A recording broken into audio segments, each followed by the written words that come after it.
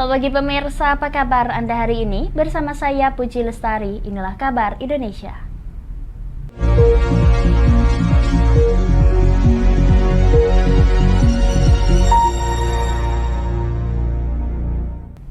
Pemirsa, Polresta Bogor Kota menangkap pria paruh baya yang berinisial MS berusia 58 tahun, pelaku pelecehan seksual terhadap 10 anak di Kelurahan Loji, Kecamatan Bogor Barat, Kota Bogor. Kasat Reskrim Polresta Bogor Kota, Kompol Rizka Fadila mengatakan pelaku melancarkan aksinya terhadap anak-anak yang berada di sekitar area musola.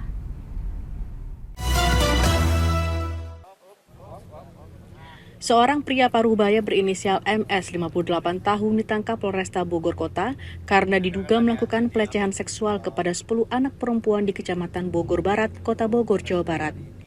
Kasat Reskrim Polresta Bogor Kota, Kompol Rizka Fadila mengatakan MS telah melecehkan 10 anak tersebut sejak tahun 2022, korban rata-rata berusia 3 hingga 12 tahun. Pelaku diketahui merupakan seorang marbot musola yang melancarkan aksinya terhadap anak-anak yang tengah bermain di area sekitar musola, kawasan Pancagalih, Loji, Kecamatan Bogor Barat. Data laporan penyelidikan dan penyidikan sementara, ini ada 10 korban. Dari ke-10 korban ini, seluruhnya anak di bawah umur.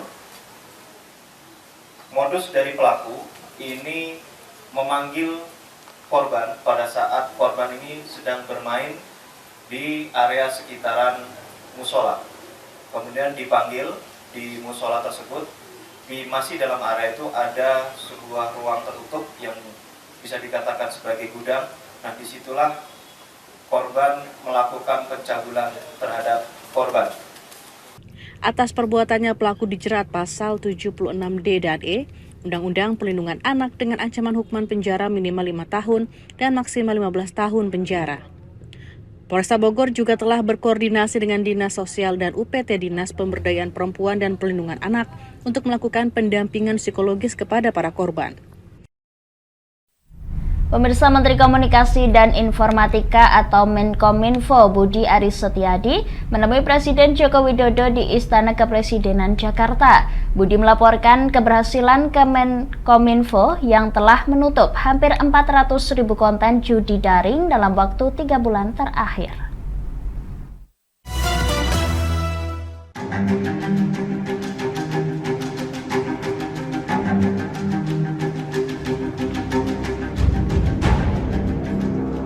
Sebanyak 392.652 konten judi daring telah ditutup oleh Kementerian Komunikasi dan Informatika dalam kurun waktu 3 bulan terakhir. Hal itu disampaikan oleh Menteri Komunikasi dan Informatika Budi Aris Setiadi usai bertemu Presiden Joko Widodo di Istana Kepresidenan Jakarta Jumat 13 Oktober. Budi menyampaikan, upaya tersebut merupakan komitmen Kemenkominfo terhadap pemberantasan judi daring. Sebab sebelum ia menjabat, Kemenkominfo hanya mencatat 900.000 konten judi daring yang diblokir selama kurun waktu 9 tahun. Dia menjelaskan bahwa pihaknya juga telah melakukan sejumlah upaya dalam pemberantasan judi daring. Salah satunya pengajuan pemblokiran 2.700 rekening bank ke Otoritas Jasa Keuangan (OJK) dan 540 dompet digital atau e-wallet. Situsnya kita take down. IP address-nya, IP-nya kita sikat. Operator seluler semua saya udah komunikasikan, saya sudah surati semua operator seluler kita untuk jangan memfasilitasi perjudian dan tindakan perjudian. Yang keempat, platform media sosial. Saya sudah bersurat ke Meta, WA, Instagram, Facebook itu kan kadang-kadang masih ada staikan perjudian. Kemarin itu udah 161.000 dia remove dari Instagram, dari Facebook. Lebih lanjut, Budi mengatakan pihaknya akan rutin melakukan patroli siber untuk mendeteksi konten judi daring dan berkolaborasi dengan aparat penegak hukum terkait penindakan pihak-pihak yang terlibat dalam judi daring. Pemirsa, Presiden Joko Widodo memberikan respon terkait dengan isu mencuatnya nama Gibran Raka Buming Raka sebagai cawapres Prabowo Subianto. Jokowi mengaku bahwa dirinya sudah beberapa bulan belum bertemu dengan putra sulungnya tersebut.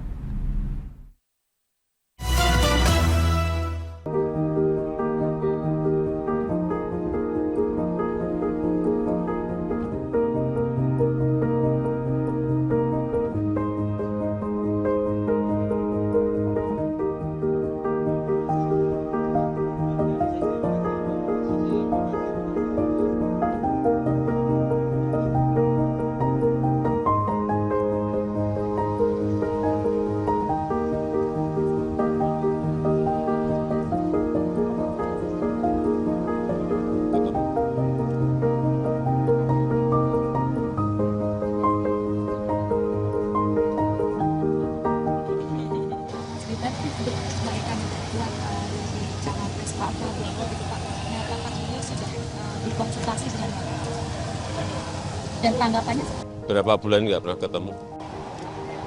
Pak, ada anggapannya bahwa ada dinasti Jokowi, Pak, dinasti politik Jokowi juga langsung tanggapan Bapak terkait. Ya serahkan masyarakat aja. Pemirsa, kami akan jeda sejenak, tetap bersama kami di Kabar Indonesia.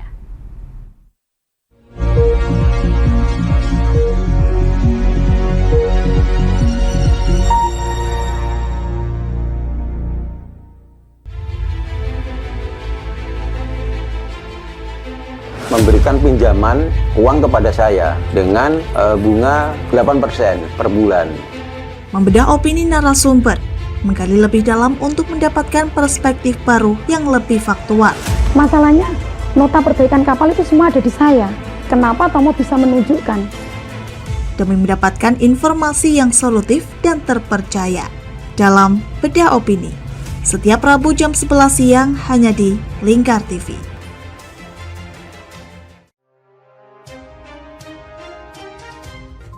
Inilah ketiga anggota komplotan pencuri spesialis pecah kaca mobil setelah melakukan penggelapan 20 sepeda motor dan 2 unit mobil dengan modus retal.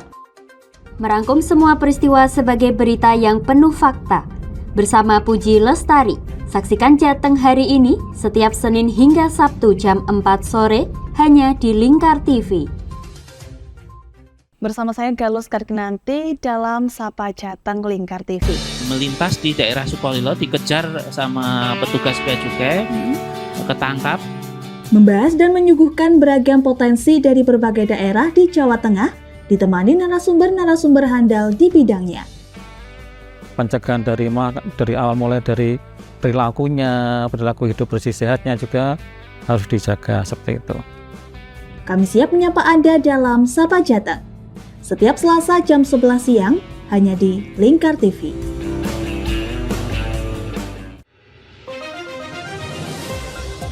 Modus kedua pelaku ini berpura-pura kehabisan bahan bakar kendaraan. Setelah pelaku dibantu, mereka kemudian melakukan kekerasan dan mengambil paksa sepeda motor korban. Saat tiba di lapangan terbang Okbab, rombongan langsung dihadang 5 orang yang mengaku sebagai anggota KKB. Yakni melakukan bujuk rayu kepada korban yang merupakan santriwati pada momen kegiatan belajar mengajar khusus.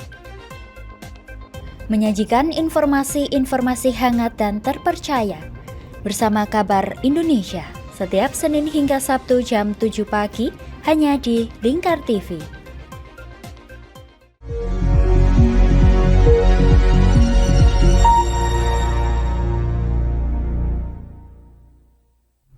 Anda masih menyaksikan Kabar Indonesia, pemirsa.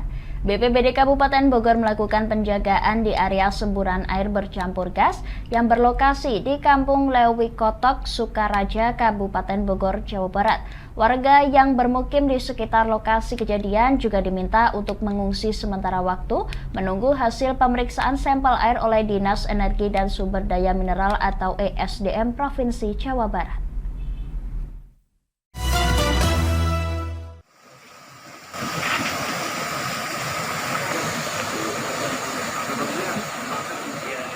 Pada Rabu 11 Oktober lalu, terjadi semburan air bercampur gas dari aktivitas pengeboran untuk mencari sumber air tanah di Kampung Lewi Kotok, Desa Pasir Laja, Kecamatan Sukaraja, Kabupaten Bogor, Jawa Barat. Warga sekitar sempat panik dan terpaksa mengungsi karena air bercampur gas ini bisa menjadi bahaya yang tak terduga. Namun pada Jumat 13 Oktober semburan sudah berhenti, sementara kawasan tersebut untuk sementara masih belum bisa ditempati. Sampel dari air yang muncul ke permukaan sedang dilakukan pengujian oleh Dinas Energi dan Sumber Daya Mineral Provinsi Jawa Barat. Petugas dari Badan Penanggulangan Bencana Daerah BPBD Kabupaten Bogor bersiaga dan berjaga selama 24 jam di kawasan tersebut. Pengamanan dilakukan sampai ada kepastian tentang kandungan yang terdapat pada semburan air. Anggota kami tetap ada standby di lokasi gitu kan ya. Terus nunggu arahan, tetap juga ESDM juga tetap ada di lokasi sampai ada uji lab sumber itu nanti digunakan atau ditutup gitu aja kan sampai 3 hari. Dan untuk warga kontrakan di situ juga nunggu gitu kan apa boleh nanti masuk atau tidak, nanti arahan dari SDM dan pada setempat. Terdapat 52 warga yang diminta untuk mengosongkan tempat sementara waktu. terdiri dari pemilik rumah serta penyewa yang berdiam di sekitar lokasi kejadian. Munculnya semburan air berawal dari kegiatan pengeboran yang sudah berlangsung selama kurang lebih 1 bulan dan telah mencapai kedalaman 100 meter. Air bercampur gas tiba-tiba menyembur dengan ketinggian sekitar 20 meter dan berbau mirip gas LPG.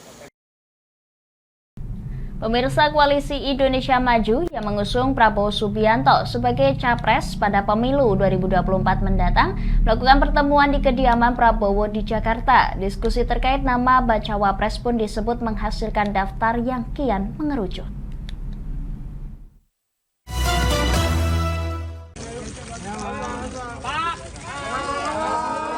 Usai pertemuan dengan para ketua umum dan sekretaris jenderal partai-partai Koalisi Indonesia Maju, bakal calon Presiden Prabowo Subianto mengumumkan bahwa pembicaraan soal bakal calon wakil presiden yang akan diusung kian mengerucut.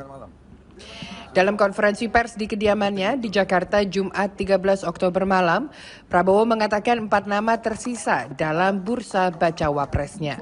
Didampingi para ketua umum dan sekjen partai koalisi, ia pun membeberkan ciri-ciri para kandidatnya tanpa memberikan detail lebih lanjut.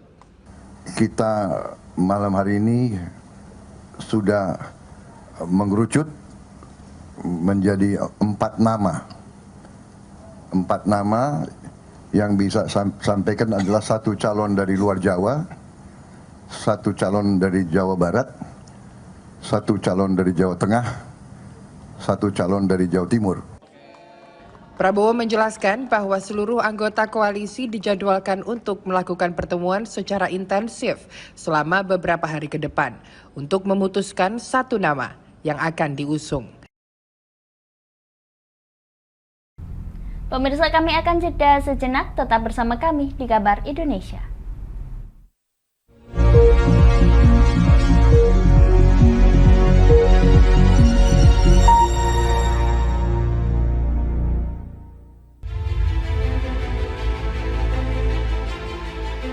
Memberikan pinjaman uang kepada saya dengan bunga 8% per bulan. Membedah opini narasumber, menggali lebih dalam untuk mendapatkan perspektif baru yang lebih faktual. Masalahnya, nota perbaikan kapal itu semua ada di saya. Kenapa Tomo bisa menunjukkan? Demi mendapatkan informasi yang solutif dan terpercaya dalam Bedah Opini. Setiap Rabu jam 11 siang hanya di Lingkar TV.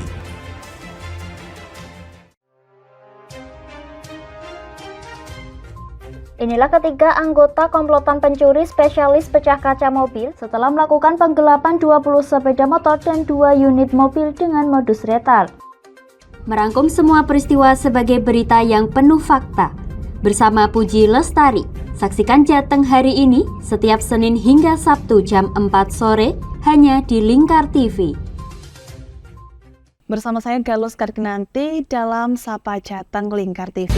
Melintas di daerah Sukolilo dikejar sama petugas bea cukai, ketangkap. Membahas dan menyuguhkan beragam potensi dari berbagai daerah di Jawa Tengah, ditemani narasumber-narasumber handal di bidangnya. Pencegahan dari awal mulai dari perilaku hidup bersih sehatnya juga harus dijaga seperti itu. Kami siap menyapa Anda dalam Sapa Jateng. Setiap Selasa jam 11 siang hanya di Lingkar TV.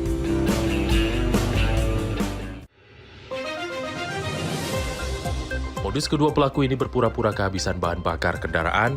Setelah pelaku dibantu, mereka kemudian melakukan kekerasan dan mengambil paksa sepeda motor korban. Saat tiba di lapangan terbang Okbab, rombongan langsung dihadang 5 orang yang mengaku sebagai anggota KKB. Yakni melakukan bujuk rayu kepada korban yang merupakan santriwati pada momen kegiatan belajar mengajar khusus.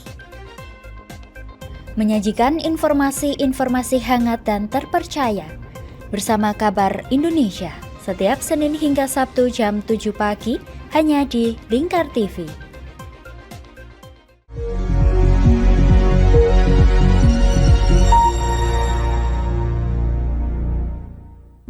Pemirsa, Kementerian Komunikasi dan Informatika atau Kemkominfo kembali menggelar Indonesia Game Developer Exchange Conference yang berlangsung di Pulau Dewata. IGDX menjadi wadah dan ajang bertemunya pengembang game dengan mitra bisnis.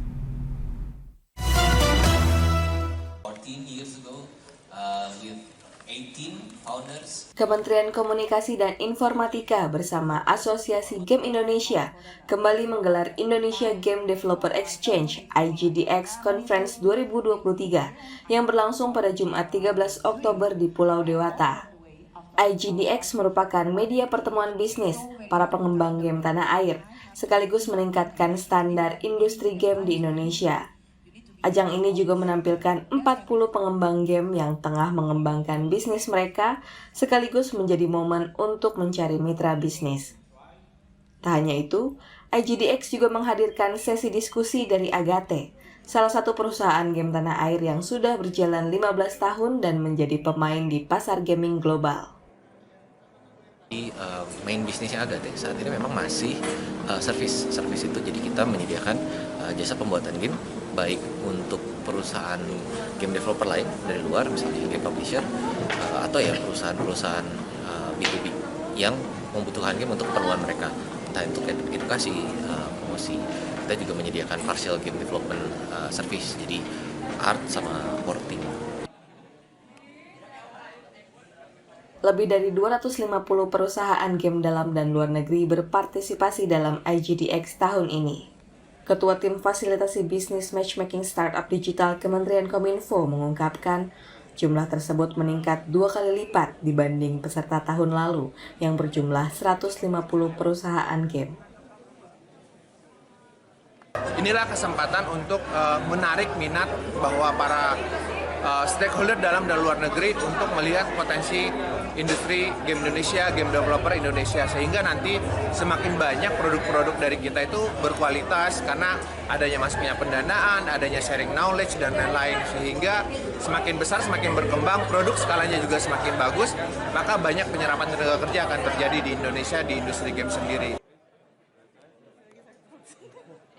Luat menambahkan, pertumbuhan industri game tanah air terus berkembang pesat dalam 5 tahun terakhir.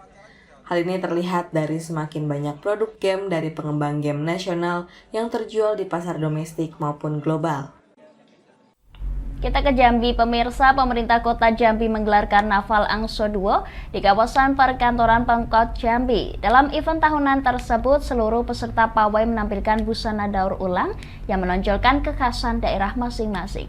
Wakil Wali Kota Jambi Maulana dalam kesempatan itu berharap Karnaval Angso Duo mampu menggerakkan perekonomian masyarakat serta menggait minat wisatawan.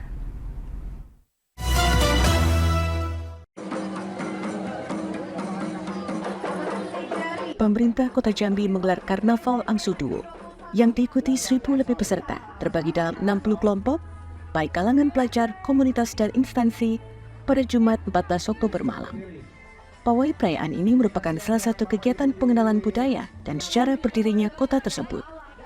Dalam event tahunan yang digelar di kawasan perkantoran Pemkot Jambi itu, seluruh peserta karnaval menampilkan kekhasan daerah melalui busana. Terlihat, seluruh peserta menggunakan busana daur ulang dari barang-barang bekas, seperti kardus, botol kemasan, plastik, karung, dan bahan-bahan yang biasanya menjadi sampah kering. Wakil Wali Kota Jambi Maulana dalam kesempatan itu berharap Karnaval Angso Duo mampu menarik minat wisatawan Nusantara maupun mancanegara dan menjadi penggerak ekonomi masyarakat. Ini semua harus kita narasikan, kita angkat menjadi sebuah festival, sebuah kegiatan, sehingga anak-anak muda cinta budaya Jambi.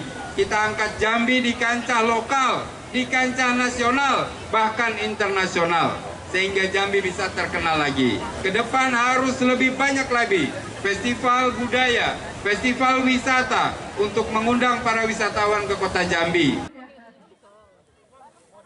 Maulana juga meminta masyarakat untuk mendukung penuh kegiatan-kegiatan kebudayaan dan kepariwisataan di Kota Jambi, salah satunya dengan menjaga keamanan dan ketertiban di daerah.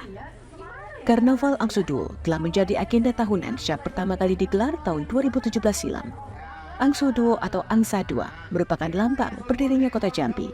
Sebab itu dalam karnaval, peserta diwajibkan menonjolkan sejarah berdirinya kota Jambi. Selain pengenalan budaya Jambi, kegiatan tersebut juga menjadi ajang bagi masyarakat untuk berkreasi dengan memanfaatkan barang-barang bekas. Demikian kabar Indonesia pemirsa, nantikan kabar Indonesia selanjutnya hanya di Lingkar TV. Saya Puji Lestari pamit dari hadapan Anda, selamat melanjutkan aktivitas Anda, selamat pagi dan sampai jumpa.